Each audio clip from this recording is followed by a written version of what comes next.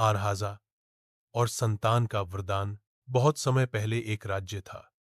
उस राज्य का राजा बड़ा ही न्यायप्रिय और दयालु था। उसकी दो रानियां थीं। दोनों रानियां रूप और गुण में अद्भुत थीं, परंतु एक ही दुख राजा के मन को खाए जा रहा था। किसी से भी संतान नहीं हो रही थी।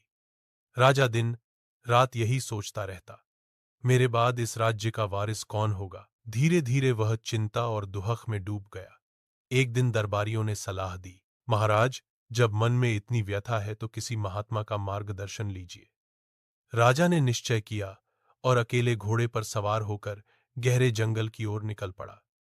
कई दिन भटकने के बाद उसे एक शांत आश्रम मिला। वहां एक वृद्ध महात्मा तपस्या में लीन थे। राजा ने झुककर प्रणाम किया और अपनी व्यथा सुनाई। गुरुदेव, मेरे पास सब कुछ है, पर संतान सुख नहीं है। कृपया कोई उपाय बताइए।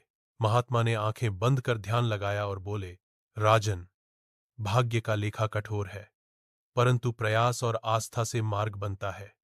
तुम दोनों रानियों को 1 वर्ष तक सत्य, संयम और सेवा का पालन करना होगा।